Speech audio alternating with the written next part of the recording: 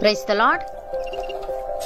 ఈరోజు దేవుని వాగ్దానము, నా సన్నిధి నీకు తోడుగా వచ్చును, నేను నీకు విశ్రాంతి కలుగజేసేదను. నిర్గమాకాండము 33వ అధ్యాయము 14వ వచనము.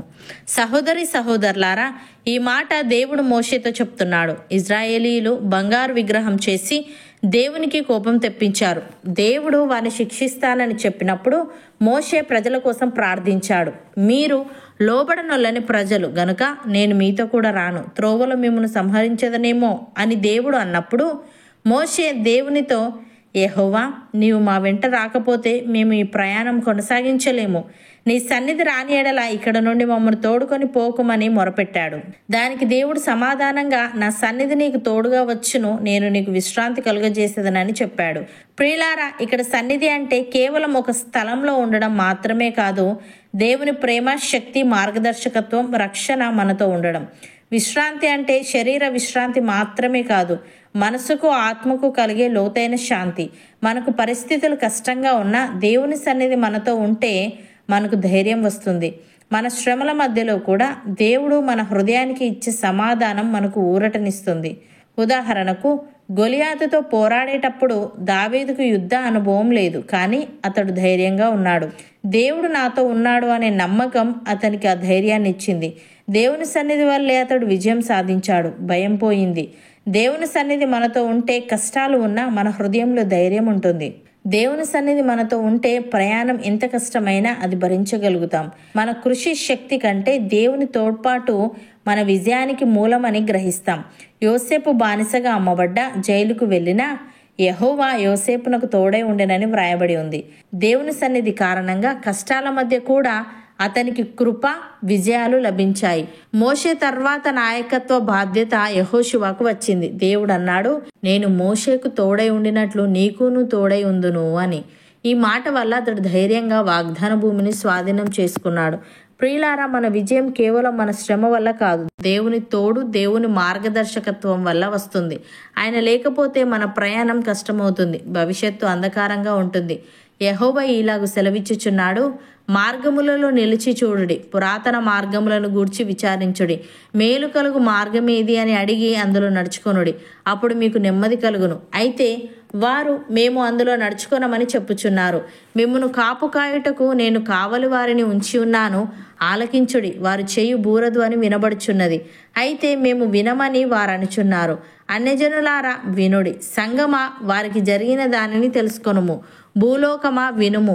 ఈ జనులు నా మాటలు వినకున్నారు, నా ధర్మశాస్త్రమును విసర్జించుచున్నారు గనుక తమ ఆలోచనలకు ఫలితమైన కీడు నేను వారి మీదికి రప్పించుచున్నాను. షేబా నుండి వచ్చు సాంబ్రాణి నాకేలా, దూరదేశం నుండి వచ్చు మధురమైన చెరుకు నాకేలా. మీ దహన బలులు నాకు ఇష్టమైనవి కావు, మీ బలుల యందు నాకు సంతోషము లేదు. కావున యెహోవా ఇలాగు సెలవిచ్చుచున్నాడు, ఈ జనుల మార్గమున నేడు అడ్డురాళ్ళు వేయుదును. తండ్రులేమి కుమారులేమి అందరూ అవి తగిలి కూలుదురు, ఇరుగు పొరుగు వారును నశించెదరు అని. సహోదరి సహోదరులారా, నేడు మీరు ఆయన మాట వినిన ఎడల మీ హృదయములను కఠినపరుచుకొనకూడని వెనుక చెప్పబడిన ప్రకారము ఇంతకాలమైన తర్వాత దావీదు గ్రంథములో నేడని ఒక దినమును నిర్ణయించుచున్నాడు. యెహోషువ వారికి విశ్రాంతి కలుగజేసిన ఎడల ఆ తర్వాత మరి ఒక దినమును గూర్చి ఆయన చెప్పకపోవును. కాబట్టి దేవుని ప్రజలకు విశ్రాంతి నిలిచి ఉన్నది. ఎందుకనగా దేవుడు తన కార్యములను ముగించి విశ్రమించిన ప్రకారము ఆయన యొక్క విశ్రాంతిలో ప్రవేశించిన వాడు కూడా తన కార్యములను ముగించి విశ్రమించును. కాబట్టి అవిధేయత వలన వారు పడిపోయినట్లుగా మనలో ఎవడునూ పడిపోకుండా ఆ విశ్రాంతిలో ప్రవేశించుటకు జాగ్రత్త పడుదము.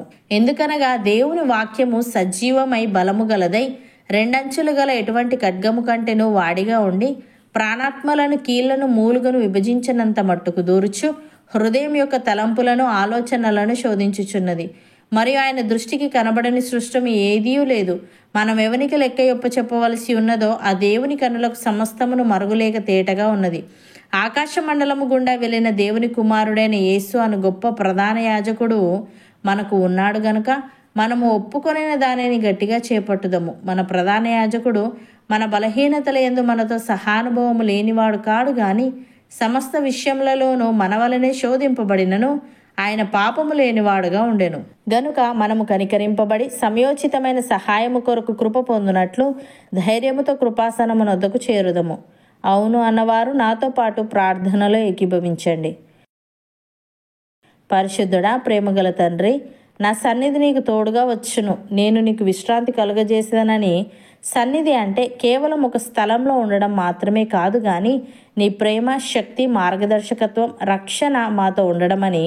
విశ్రాంతి అంటే శరీర విశ్రాంతి మాత్రమే కాదు, కానీ మనసుకు, ఆత్మకు కలిగే లోతైన శాంతి అని నీవు తెలియజేశావు. తను నీకు స్తుతులు.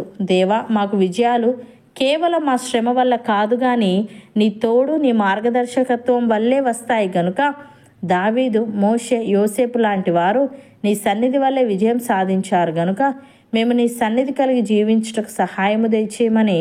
మా బలహీనతల యందు నీవు మాతో సహానుభవము లేనివాడవు కావు, కానీ సమస్త విషయములలోనూ మా వలనే శోధింపబడినను నీవు పాపము లేని వాడవుగా ఉన్నావు. గనుక మేము కనికరింపబడి సమయోచితమైన సహాయము కొరకు కృప పొందునట్లు ధైర్యముతో నీ కృపాసనమునొద్దకు చేరుటకు కృప చూపమని.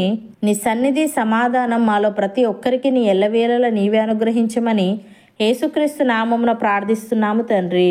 ఆమెన్.